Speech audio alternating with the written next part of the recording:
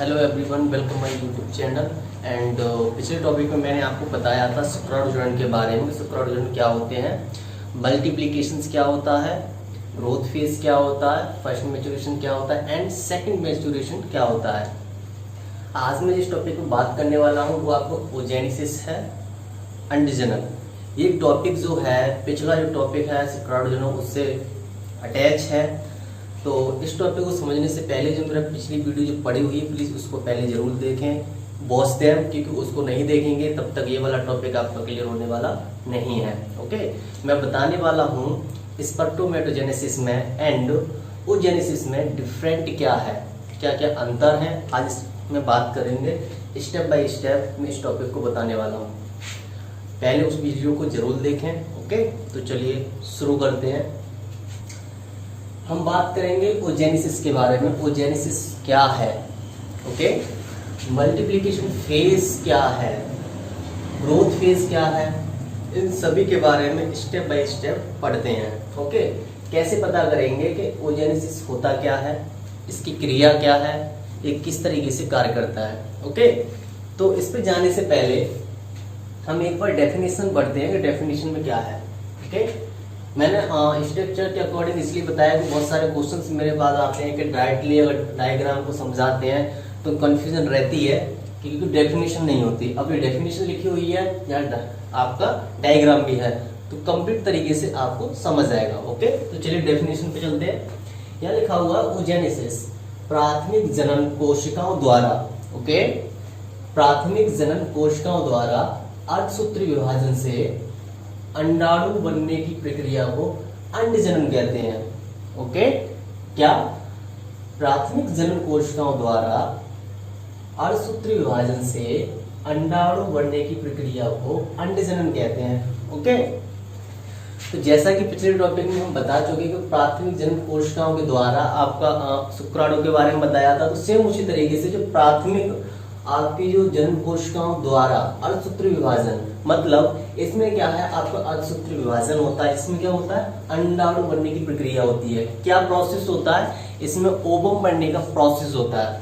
Ovum बनने के process से क्या होता है आपका, इसमें अंडजनन बनते हैं। ओके, पहले क्या होता है, प्राथमिक जनन कोशिका, ऐसी कोशिकाएं, जनन कोशिका का मतलब जो भ्रूण से छोटी छोटी जो सेल्स होती है वो बढ़ती हैं। ओके, उनको प्राइमरी सेल्स बोलते हैं। तो वो सेल्स क्या होती हैं, आपकी धीरे धीरे तरीके से आप देख रहे हैं, इस तरीके से ये बढ़ती हैं, ग्रोथ करती है, आगे की ओर बढ़ती हैं, बड़ी होती हैं। फिर क्या होता है, अर्धसूत्री विभाजन, फर्स्ट म्यूटिक डिवीजन होता है। इसमें अर्धसूत्री विभाजन हो जाते हैं। विभाजन का मतलब बट जाना। क्या होता है, विभाजन का मतलब होता है अलग अलग बट जाना। ये बट जाती हैं, जिससे क्या होता है, डिवाइड हो जाती हैं, आपके ओवम बनते हैं। ओवम बनने को क्या कहते हैं, ओवम बनना आपका शुरू हो जाता है, जो अंडजनन कहता है। कैसे, अब यहाँ देखेंगे।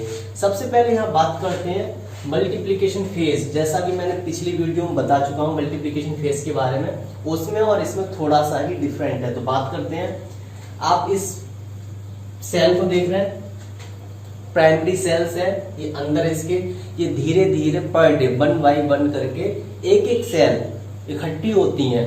ओके, और ये बढ़ती हैं धीरे धीरे तरीके से।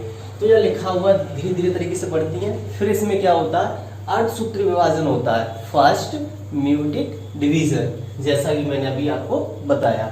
जब फर्स्ट अर्धसूत्री डिवीजन होगा तो क्या होगा, ये बट जाएंगी, डिवाइड हो जाती है। कहाँ डिवाइड हुई है, जैसा कि मैंने बताया था आपको, 2n का मतलब होता है डिप्लॉयड, द्विगुणित कोशिका डिवाइड हो जाती है। तो एक पार्ट हो गया ये और एक पार्ट हो गया ये वाला। ओके, एक पार्ट ये, एक वाला पार्ट ये हो गया, तो ये डिवाइड हो गई। तो ये हमारा क्या कहलाता है, इतना प्रोसेस हमारा जो कहलाता है ओजेनेसिस कहलाता है। क्या कहलाता है, ओजेनेसिस। इसमें आपकी सेल और इसमें भी आपकी सेल है जो 1 बाय 1 करके इकट्ठी होती है और धीरे धीरे धीरे तरीके से बड़ी होती है। ओके, अब मल्टीप्लिकेशन फेज क्या होता है, मल्टीप्लिकेशन फेज के बारे में हम बात करेंगे। यहाँ मल्टीप्लिकेशन फेज के बारे में हम पढ़ते हैं, अंडाणु को स्तरित करने वाली कोशिका। ओके, राइट, अंडाणु को स्तरित करने वाली कोशिका समसूत्री विभाजन द्वारा संख्या में वृद्धि करती है। किसमें संख्या में वृद्धि करती है, इन कोशिकाओं को अंडाणु जनन या डिंबाणु जनन कहते हैं। मतलब आपको समझ आ रहा है, अंडाणु को स्थिरित, स्थिरित का मतलब उनको रोक के रखना। ओके, स्थिरित का मतलब रोक के रखना। कैसे रोक के रखेंगे, हम आते हैं यहाँ पर इस तरीके से, यहाँ देखेंगे मल्टीप्लिकेशन फेज में लिखा हुआ है अंडाणु को स्थिरित करके। तो ये पार्ट हो गया आपका, ये वाला पार्ट हो गया, इसे हम ओजेनोसिस कहते हैं। अब आप नीचे आएंगे तो आप देख रहे हैं इसमें आपकी सेल है अंदर। ओके, इसके अंदर भी आपकी सेल है। ठीक है, पहले हम इस पार्ट पे बुझ जाते हैं। इस पार्ट में क्या होता है, लिखा हुआ है अंडाणु को स्थिर करने वाली कोशिका समसूत्री विभाजन द्वारा संख्या में वृद्धि करती हैं। तो क्या होता है, जो इस सेल के अंदर आपकी संख्या थी, ओके, इन दोनों में जो संख्या थी उसके अकॉर्डिंग अगर हम इन पार्ट वालों में संख्या में देखेंगे तो इनकी संख्या आपको ज्यादा मिलेगी। क्यों मिलेगी, क्योंकि ये जो अंदर इसकी जो सेल थी वो स्थिरित नहीं थी, लेकिन यहाँ आने पर मल्टीप्लिकेशन फेज क्या करता है, इन सेल्स को रोक कर रखता है। रोक कर रखने का मतलब जब इसके अंदर एक जगह पर ही सेल रहेगी तो सेल रहेगी, वो दूसरी जगह नहीं जाएगी। कहने का मतलब हो गया, ये वाला पार्ट है, इस पार्ट में आपकी सेल जो मल्टीप्लिकेशन फेज के अकॉर्डिंग इसके अंदर रहेंगी, रोक के रखेगा। रोक के रखने के बाद आपकी सेल और बढ़ेंगी, इसमें बढ़ती जाएंगी। तो क्या होगा, नंबर ऑफ सेल्स इंक्रीज होगी। क्या होगा, सेल आपकी और ज्यादा बढ़ेंगी। इसमें सेम कंडीशन क्या है, सेम इसी तरीके से इसमें भी क्या होगा, इसमें भी सेल रुक के रहेंगी मल्टीप्लिकेशन फेज के अकॉर्डिंग, इसमें रुकी रहेंगी। धीरे धीरे धीरे तरीके से इसमें और ज्यादा बढ़ेंगी। तो क्या होगा, संख्या में वृद्धि होगी। सेम प्रोसेस इस वाले में भी आपका है। कैसा है, सेम प्रोसेस आपका इसमें भी है। समझ आ रहा है। तो क्या होता है, मल्टीप्लिकेशन फेज में अंडाणु को, मतलब अंडाणु का मतलब हो गया जो सेल, छोटी छोटी सेल होती हैं जो अंडाणु ओवम का रूप लेती हैं। ओके, किसका, ओवम का रूप लेती हैं। उन सेल्स को क्या करते हैं, स्थिरित करने वाली कोशिका। तो क्या होता है, इसमें समसूत्री विभाजन। समसूत्री विभाजन का मतलब समझ रहे हैं, ये वाला जो पार्ट हो गया और ये वाला पार्ट हो गया, इन दोनों ही पार्ट में जो आपका डिवीजन रहता है वो बिल्कुल सेम रहता है। ओके, क्या रहता है, इसमें भी आपकी सेल रुक कर रहती हैं और इसमें भी आपकी सेल रुक कर रहती हैं, जिससे इन सेलों की संख्या और ज्यादा बढ़ जाती है। किसके अकॉर्डिंग, मल्टीप्लिकेशन फेज के अकॉर्डिंग। ओके, बात समझ आ रही है। तो ये इस तरीके से क्या होता है, इनमें सेल आपकी और ज्यादा बढ़ जाती है। तो हम इनको क्या कहते हैं, ऐसी स्थिति, ऐसी कंडीशन आपकी जो बनती है जिसे हम बोलते हैं अंडाणु जनन या डिंबाणु जनन। क्या बोलते हैं, डिंबाणु जनन। ओके, तो मल्टीप्लिकेशन फेज में क्या होता है, यही आता है। मैं आपको एक बार फिर से बता रहा हूं, आप फिर से समझ लीजिए। प्राथमिक जनन कोशिकाएं जो होती हैं, अर्धसूत्री विभाजन से अंडाणु बनने की क्रिया को अंडजनन कहते हैं। बेस सेल जो छोटी छोटी रूप में जो होती हैं, उनके अंदर क्या होता है, अर्धसूत्री विभाजन होता है। उसके द्वारा अंडाणु बनते हैं। अंडाणु का मतलब ओवम बनते हैं।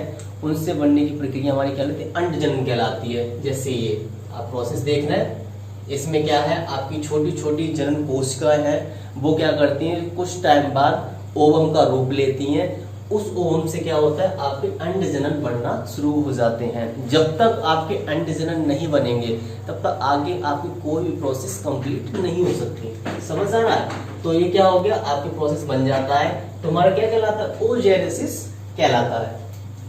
अब यहाँ देख रहे हैं आप 2n मल्टीप्लिकेशन फेज में आप ये वाला पार्ट और ये वाला पार्ट आपका हो जाता है। तो ये इसमें भी सेल है आपकी, इसके अंदर भी सेल है।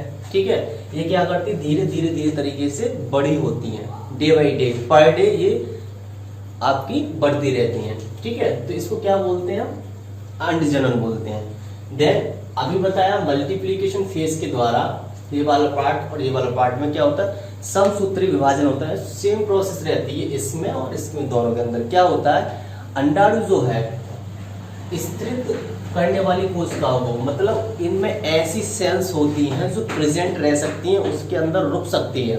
ओके, तो उनके अंदर इनको रोक के रखता है, कौन रखता है, मल्टीप्लिकेशन फेज के द्वारा इसके अंदर सेल्स को रोक के रखा जाता है। उनके अंदर कैपेसिटी होती है रहने की। तो उनको रोक के रखा जाता है, जिससे क्या होता है और जो नई सेल बनती हैं वो भी उसके अंदर रहती हैं, जिससे इनकी संख्या और ज्यादा बढ़ जाती है। तो किसके वजह से? मल्टीप्लिकेशन फेज के द्वारा ये जो इसका प्रोसेस जो है इसमें आपकी संख्या बढ़ जाती है, इसमें भी बढ़ेगी, देन इसके अंदर भी बढ़ेगी एंड इसके अंदर भी बढ़ेगी। क्या संख्या आपकी बढ़ जाती है? किसके द्वारा? मल्टीप्लिकेशन फेज के द्वारा ही इसमें बढ़ती है, लेकिन कैसे? समसूत्र विभाजन इसमें होता रहता है। तो सेम प्रोसेस यहाँ होता है, वही सेम प्रोसेस आपका यहाँ होता है। समझ आ रहा है? ठीक है, अब चलते हैं आगे। आप यहाँ देख रहे हो जब मल्टीप्लिकेशन फेज से आपका इतना सारा सब कुछ होने के बाद में यहाँ लिखा हुआ है वृद्धि प्रवस्था यानी ग्रोथ फेज। ओके, यहाँ से क्या होता है कि आपकी जो सेल है, आपकी जो कोशिका है, उनमें वृद्धि कैसे होती है आगे के लिए। ओके, तो चलिए आगे चलते हैं। यहाँ लिखा हुआ है वृद्धि प्रवस्था ग्रोथ फेज सभी अंड कोशिकाएं, ग्रोथ फेज सभी अंड कोशिकाएं प्राथमिक अंड कोशिकाएं नहीं बनाती।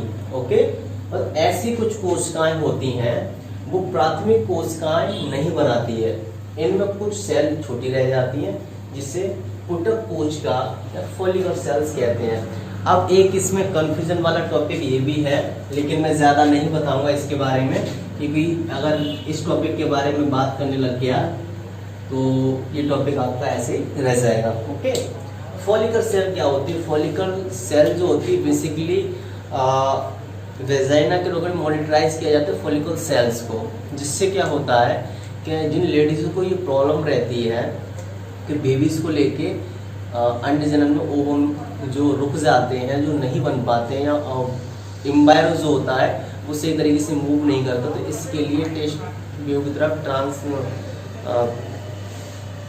ट्रांसप्लांटेशन किया जाता है, जिससे क्या होता है इसके बारे में पता किया जाता है। तो फॉलिकल सेल्स जो होती है इसी के लिए बेसिकली काम करती है, जिसे हम क्या बोलते हैं? पुटक कोशिका बोलते हैं। ओके, तो यहाँ क्या लिखा हुआ है? सभी अंड कोशिकाएं प्राथमिक अंड कोशिकाएं नहीं बनाती है, इनमें कुछ सेल छोटी रह जाती हैं। मतलब इनके अंदर क्या होता है, कुछ सेल ऐसी होती है वो बहुत छोटी होती है। आगे हम बात करते हैं, फेज हो गया ग्रोथ फेज, यहाँ लिखा हुआ है परिपक्व प्रवस्था और प्राथमिक अंडक, जैसा यहाँ लिखा है सभी कोशिकाएं, आप देख रहे हैं सभी अंड कोशिकाएं प्राथमिक अंड कोशिकाएं नहीं बनाती हैं। प्राथमिक अंडक ये है। ओके, यहाँ देखेंगे इसके अंदर आप देख रहे हैं, तो ये क्या है? हम जो बात करने वाले हैं इसकी, ये है अंड। अंड का मतलब हम एग कहेंगे। ये जो है इसके अंदर कुछ सेल्स ऐसी होती हैं वो छोटी रह जाती हैं, जो आपकी प्राथमिक अंड कोशिकाएं नहीं बनाती हैं। ओके, क्यों नहीं बनाती हैं? क्योंकि सभी अंड कोशिकाएं प्राथमिक अंड कोशिकाएं नहीं होती, इसलिए। तो इसके अंदर आप देख रहे हैं ये जो है ये एक अंड है, अंड का मतलब एक एग है, इसके द्वारा आपकी सभी छोटी सेल रह जाती है जो नहीं बनती। तो आप इसके अंदर देख रहे हैं सेल बनकर तैयार हो रही है। ओके, कहीं बड़ी भी है, कहीं छोटी है, कहीं बड़ी है, कहीं छोटी है। तो क्या होता है? प्राथमिक अंडक, फिर से आप देख लीजिए, सभी अंड कोशिकाएं प्राथमिक अंड कोशिकाएं नहीं बनाती हैं, इनमें कुछ सेल छोटी रह जाती है जिससे पुटक कोशिका कहते हैं। फिर से चलते हैं, ये आपका अंडक है, ये आप देख रहे हैं, इससे क्या होता है? द्वितीयक अंडक कोशिकाएं नहीं आपकी बनती हैं, क्योंकि ये छोटी रह जाती हैं। छोटी रहने की वजह से क्या होता है? इनको फॉलिकुलर सेल्स कहते हैं, जो बेसिकली अकॉर्डिंग टू वेजाइना के ढांचे टेस्ट ट्यूब करके एम्ब्रायो के बारे में इस पर रिसर्च की जाती है और ट्रांसप्लांट किया जाता है, जो बेसिकली देखते हैं। ठीक है, तो ये जो अंदर इसके अंदर जो सेल है कुछ बड़ी हैं, कुछ छोटी हैं, कुछ बड़ी हैं, कुछ छोटी हैं। तो क्या होता है? प्रोसेस यही है, प्राथमिक अंडक जो है सभी कोशिकाएं नहीं बनाती हैं। ठीक है, इनमें कुछ सेल छोटी रह जाती हैं। तो क्या है? केवल इसमें क्या होता है? अंडाणु रहता है, अंड रहता है प्रेजेंट, इसके अंदर जो कोशिकाएं होती हैं वो छोटी रह जाती है, जिससे वो आगे के लिए प्रोसेस नहीं रहती, आगे प्रोसेस नहीं होती है, वो क्रिया आपकी नहीं बनती है। तो ये क्या होता है? परिपक्वन, जो मैंने आपको बताया ग्रोथ फेज।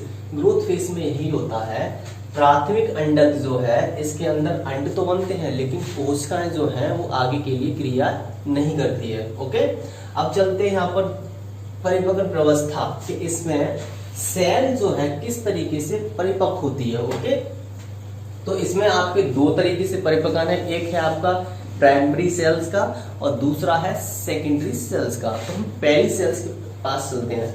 यहाँ लिखा हुआ फर्स्ट मैच्योरेशन डिवीजन, अंड कोशिकाओं में प्रथम परिपक्वन विभाजन। ओके, अंड कोशिकाओं में प्रथम परिपक्वन विभाजन अंडोत्कर के समय, अंडोत्कर यानी एवोल्यूशन जो होता है, एवोल्यूशन के समय होता है। तो ये अर्धसूत्री विभाजन है। क्या होता है? ये अर्धसूत्री विभाजन कहलाता है। इनमें एक सेल छोटी रह जाती है जिसे पोडोसाइट कहते हैं, दूसरी सेल बड़ी होती है जिसको द्वितीयक अंडक कहते हैं। ओके, तो यहाँ चलते हैं। आप देख रहे हैं परिपक्वन प्रावस्था, इसमें क्या होता है कि ये वाली जो प्रोसेस देख रहे हैं इसके अंदर, ठीक है, ये तो आप देख रहे हैं बड़ी बड़ी जो सेल है, तो ये जो बड़ी बड़ी सेल है, एक ये आपको दिख रहा है ये अर्धसूत्री विभाजन है। इनमें एक सेल छोटी है जिसे पोडोसाइट कहते हैं, दूसरी बड़ी सेल को द्वितीयक अंडक कहते हैं। तो एक सेल जो है आपकी बड़ी ये है जिसे हम क्या कहते हैं, अर्धसूत्री विभाजन है, एक छोटी सेल है। तो छोटी सेल कैसी, ये इसके अंदर आप देख रहे हैं छोटी सेल भी है और ये बड़ी सेल भी आप अंदर देख रहे हैं। तो जो आपकी बड़ी सेल है, बड़ी जो कोशिका दिखाई दे रही है वो आपकी द्वितीयक अंडक है। ओके, और जो छोटी सेल है आपकी वो क्या कहलाती है, वो अर्धसूत्री विभाजन उनमें होता है। क्या होता है? अर्धसूत्री विभाजन है। इनमें एक सेल छोटी होती है जिसे पोडोसाइट कहते हैं और दूसरी बड़ी सेल को द्वितीयक अंडक कहते हैं। मतलब बात समझ आ रही है? ओके, तो इसमें जो बड़ी बड़ी जितनी भी सेल है जिसको क्या बोलते हैं, द्वितीयक अंडक कहते हैं। और जितनी भी आप इसमें स्मॉल सेल देख रहे हैं, छोटी छोटी जो सेल देख रहे हैं वो क्या होती है, वो आपकी कहलाती है द्वितीयक, छोटी जो रह जाती है अर्धसूत्री विभाजन उसमें आपका होता है। लिखा है इसे हम पोडोसाइट कहते हैं। ओके, तो क्या होता है जब अंड कोशिका में प्रथम परिपक्वन होता है, इसके अंदर जो अंड कोशिका है, ओके, क्या होता है परिपक्वन का मतलब मैच्योरेशन होता है। मैच्योरेशन कब होता है? अंडोत्कर के समय। मैंने एक टॉपिक में आपको बताया था एवोल्यूशन मादा के बारे में, तो मादा में पुबर्टी ऑफ मादा वाला जो है उसमें क्या होता है, एवोल्यूशन के बारे में मैंने बताया था कि एवोल्यूशन कितने टाइम में, 28 दिन में आपका अंडा बनके तैयार होता है जिसे हम अंडोत्कर कहते हैं, परिपक्व। तो सेम कंडीशन है, लिखा हुआ है अंड कोशिका में प्रथम परिपक्वन विभाजन अंडोत्कर के समय होता है। तो ये अर्धसूत्री विभाजन है। इनमें एक सेल छोटी रह जाती है जिसे पोडोसाइट कहते हैं।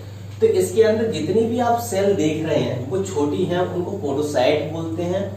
और जितनी आप इसमें बड़ी सेल देख रहे हैं वो क्या है, आपको द्वितीयक अंडक कहलाता है। लेकिन ये किस टाइम होता है? एवोल्यूशन के टाइम पे होता है। ओके, इसको बढ़ने में पूरा जो प्रोसेस लगता है वो 28 दिन का होता है। तभी पूरी तरीके से क्या होता है, ये अंडे जो है, एग है, एवोल्यूशन जो है पूरा पक के तैयार हो पाता है। किसके टाइम पे? इस पूरे को पकने में जो टाइम लगेगा वो 28 का अप्रोक्स इतना आपका रहता है। ओके, समझ आ रहा है? अब बात करते हैं, यहाँ लिखा हुआ है द्वितीयक परिपक्वन विभाजन, सेकेंड मैच्योरेशन डिवीजन।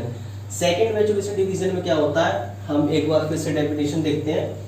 यह विभाजन अंड कोशिका के अंडवाहिनी में, यह विभाजन अंड कोशिका के अंडवाहिनी में आरंभ होती है लेकिन उस समय तक पूर्ण नहीं होती। क्या नहीं होती? पूर्ण नहीं होती। तो आप देख रहे हैं ये एक सेल है ये वाली, ठीक है, ये सबसे बड़ी सेल हम इसको बोलते हैं। क्या बोलते हैं? बड़ी सेल हम इसको बोलेंगे। और इसके अंदर जितनी भी आपकी छोटी छोटी सेल है ये आप यहाँ लिखा हुआ है अंडवाहिनी में आरंभ होती हैं लेकिन उस समय पूर्ण नहीं होती जब तक शुक्राणु प्रवेश नहीं कर जाते हैं। तो इसके अंदर जितनी भी छोटी छोटी आपको जो सेल दिखाई दे रही है, अंडवाहिनी के बारे में आपको पहले बता चुका था, जो फैलोपियन ट्यूब के द्वारा उसमें छोटी छोटी सेल्स जाती हैं। तो ये जो सेल देख रहे हैं जब तक पूर्ण नहीं होती, जब तक इसके अंदर शुक्राणु प्रवेश नहीं करते। किसके अंदर नहीं करते? इनके अंदर शुक्राणु प्रवेश नहीं करते हैं। तो आप समझ रहे हैं केवल ये वाली जो सेल है ये बड़ी है, ठीक है, इसमें केवल सेक्रेट। माय डियर स्टूडेंट्स, आप सभी लोग हमारे ऑप्टिमम सक्सेस एकेडमी नामक चैनल से जुड़ने के लिए आपको सभी को बहुत बहुत धन्यवाद। आप हमारी प्रत्येक वीडियो को शेयर करें और लाइक करें। हमारे चैनल को आप लोग सब्सक्राइब करें और बेल आइकन पर बटन जरूर दबाएं, जिससे कि हम रेगुलर वीडियो अपडेट्स जो कराई जाती हैं उनकी जानकारी आपको, उनका नोटिफिकेशन आपको समय पर मिलता रहे। चलिए तो आगे चलते हैं। हम बात कर रहे थे द्वितीय परिपक्व विभाजन पर। सेकेंड मैच्योरेशन डिवीजन में क्या होता है, यहाँ लिखा हुआ है ये विभाजन अंड कोशिका के अंडवाहिनी में आरंभ होती है, लेकिन उस समय तक पूर्ण नहीं होता जब तक शुक्राणु प्रवेश नहीं कर जाते। यह सेकेंड अर्धसूत्री विभाजन कहलाता है। मैं आपको बताने वाला हूँ, आप ये देख रहे हैं इसमें ये जो आपका है, ये जो सेल है इसमें ये अंडकोशिका आपकी है। ओके, क्या है? अंडकोशिका है जो आरंभ नहीं होती। कब तक आरंभ नहीं होती? जब तक इसका समय पूर्ण नहीं हो जाता। ओके, पूर्ण समय पर ही आपको क्या होता है, ये आपकी सेल क्रिया करती है। तो यहाँ लिखा हो शुक्राणु प्रवेश नहीं कर जाते हैं। इसके अंदर जब तक शुक्राणु प्रवेश नहीं करेंगे तब तक इसमें अर्धसूत्री विभाजन नहीं होगा। ये प्रोसेस जो है सेकंड अर्धसूत्री विभाजन कहलाता है। तो इसके अंदर जितनी भी छोटी छोटी सेल है, कोशिकाएं हैं, ये अंडवाहिनी से आरंभ होती हैं, लेकिन जब तक उसमें पूर्ण समय नहीं होता, ठीक है, और शुक्राणु प्रवेश नहीं कर जाते, तब तक इसमें ये पूर्ण तरीके से नहीं होगा। ओके, बात समझ आ रही है? तो ये क्या है, बेसिक तरीके से इसको हम ओवम बोलते हैं, अंडाणु। इस ओवम में ही जो अंडाणु है इसके अंदर क्या जाते हैं, शुक्राणु प्रवेश करते हैं। क्या करते हैं? स्पर्म जो होता है वो इसमें अंदर प्रवेश करता है। ओके, समझ आ रहा है? तो ये क्या कहलाता है, अर्धसूत्री विभाजन कहलाता है। अब आप देख रहे हैं, मैं आपसे फिर से एक बार फिर से आपको बताने वाला हूँ, आप फिर से समझ लीजिए। जब तक आप स्पर्मेटोजेनेसिस के टॉपिक को नहीं देखेंगे तब तक पूरी तरीके से ये समझ नहीं आएगा। तो प्लीज मेरी रिक्वेस्ट है कि आप उस टॉपिक को जरूर देखें, उसके बाद ही ये टॉपिक आपको समझ आएगा। ओके, तो मैं फिर से एक बार आपको बता रहा हूँ। आप ये देख रहे हैं इसके अंदर जो अंड है प्राथमिक अंड बोलते हैं। तो इसमें क्या होता है, सभी कोशिकाएं जो हैं वो प्राथमिक अंड कोशिकाएं नहीं बनाती। मतलब इसके अंदर जितनी भी सेल हैं वो इस तरीके से प्राथमिक अंड कोशिकाएं नहीं बनाती हैं। ओके, लेकिन इनमें कुछ सेल छोटी रह जाती, क्योंकि इनमें बहुत सारी सेल ऐसी होती वो छोटी रह जाती, जिस वजह से सभी सेल अंडक नहीं बनाती इस तरीके के। ओके, तो उनको क्या बोलते हैं, फॉलिकल सेल्स बोलते हैं। क्या बोलते हैं? फॉलिकल सेल्स बोलते हैं। ठीक है, तो ये हमारा क्या कहलाता है, प्राथमिक अंडक कहलाता है। ओके, दूसरी कंडीशन जो है आपकी, मैंने अभी बताया था परिपक्व प्रवास्था। इसके अंदर क्या होता है, यहाँ लिखा हुआ है अंडकोशिका में प्रथम परिपक्व विभाजन अंडोत्कर्ष के समय होता है। ये अर्धसूत्री विभाजन है। इसके क्या होता है, इसके अंदर जितनी भी सेल बनती हैं वो अंडोत्कर्ष के समय बनती है। मैंने आपको बताया था कि अंडोत्कर्ष का जो टाइम रहता है वो टोटल जो टाइम वो 28 डे का होता है। कितने दिन का? 28 डे का।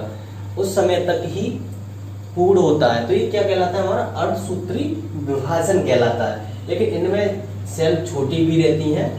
ठीक है, जो इनमें सेल आप देख रहे हैं इसके अंदर जो सेल है वो छोटी रहती है, उसको क्या बोलते हैं, पोडोसाइट बोलते हैं। और जितनी आपकी बड़ी सेल आपको इसके अंदर दिख रही है वो हमारी द्वितीयक अंडक कहलाती है। समझ आ रहा है? मतलब इसके अंदर जितनी भी छोटी सेल है वो कोई क्रिया नहीं करती, वो पोडोसाइट कहलाती हैं। ओके, लेकिन इसके अंदर जितनी भी बड़ी सेल है वो द्वितीयक अंडक कहलाती है। मतलब वो और ज्यादा आपके अंड बनते हैं, एग उसमें बनते हैं। समझ आ रहा है? उसके बाद अब मैंने अभी आपको बताया था केवल एक ये सेल है। ओके, इसके अंदर बाकी जो छोटी छोटी सेल है वो अंडवाहिनी से आरंभ होती हैं, लेकिन उस समय तक पूर्ण नहीं होती। कब तक अंडवाहिनी में रह के वो पूर्ण नहीं होती? जब तक शुक्राणु प्रवेश नहीं कर जाते। तो बाकी जितनी भी ये सेल छोटी छोटी हैं ये अंडवाहिनी से आरंभ होती हैं, लेकिन ये उस समय तक पूर्ण नहीं होती जब तक इसके अंदर शुक्राणु प्रवेश नहीं करते, ओवम के अंदर शुक्राणु प्रवेश नहीं करते। ठीक है, तो ये इस तरीके से आपका प्रोसेस है। अब बात करते हैं अर्धसूत्री सेकंड था आपका, अर्धसूत्री सेकंड विभाजन। तो हमारा प्राथमिक अंडक है, ये इस तरीके से सेल आपकी बनाता है। किस तरीके से? इस तरीके से प्राथमिक ध्रुवीय सेल्स बोलते हैं। ओके, ये इस तरीके से सेल बनाता है। आप नीचे देखेंगे द्वितीयक वाला, परिपक्व वाला, ये भी इस तरीके से सेल है जो बनाते हैं। ठीक है, इसके अंदर देख रहे हैं सेल आपकी आगे बढ़ रही है और ज्यादा आगे की ओर। तो ये द्वितीयक ध्रुवीय सेल्स कहलाता है और ये आपका प्राथमिक ध्रुवीय सेल कहलाती है। प्राथमिक ध्रुवीय कोशिका और ये आपकी द्वितीयक ध्रुवीय कोशिका, ये किसमें कहलाती है? प्राथमिक अंडक में, जो केवल इसमें एक अंडक, केवल ओनली वन एग आपका प्रेजेंट है।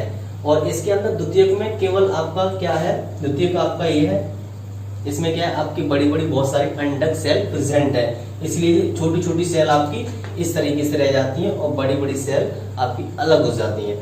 तो ये होता है आपका द्वितीयक ध्रुवीय सेल और ये होता है आपका प्राथमिक ध्रुवीय सेल। ओके, अब देख रहे हैं तीन ध्रुवीय सेल। इसमें क्या होता है? इसमें भी आपकी कोशिका प्रेजेंट है दोनों में, ठीक है, दोनों में आप देख रहे हैं। ओके, दोनों में आपको दिखाई दे रहा है कि सेल्स इसमें प्रेजेंट है, धीरे धीरे धीरे आगे बढ़ती है। तो ये क्या कहलाते? तीन ध्रुवीय सेल कहलाती है। मतलब तीन ध्रुवीय सेल का मतलब हो गया ये तीन तरीके से प्रोसेस अपनी क्रिया करती है। किस तरीके से? पहली आपकी होगी प्राथमिक ध्रुवीय कोशिका, दूसरी हो गई द्वितीयक ध्रुवीय कोशिका, ठीक है, और तीसरी है जो अर्धसूत्री विभाजन से। तो ओवरऑल ये कितनी होगी? तीन सेंटर पर काम करती है, ठीक है। तो ये कुछ इस तरीके से आपको प्रोसेस था इस टॉपिक का जो मैंने आपको बताया है, ठीक है। तो मैं पहले भी आपको बता चुका हूँ कि ये टॉपिक आपको जभी समझ आएगा जब इससे पिछला वाला आप टॉपिक देखेंगे, ये उसी पे डिपेंड है। तो आई होप आपको समझ आया होगा कि शुक्राणु जनन में और अंड जनन में क्या डिफरेंट होते हैं। तो मैं आपसे एक बार फिर से कहने वाला हूँ, अगर आपने शुक्राणु जनन का टॉपिक नहीं पढ़ा है तो पहले आप वॉच देम, आप उस टॉपिक को देखिए, उसके बाद ही ये टॉपिक आपको समझ आएगा, ठीक है। तो चलते हैं, इसी के साथ हमारा टॉपिक खत्म होता है और हमारे साथ बने रहिए। आगे मिलेंगे हम एक नई वीडियो के साथ में। ओके, थैंक यू, धन्यवाद।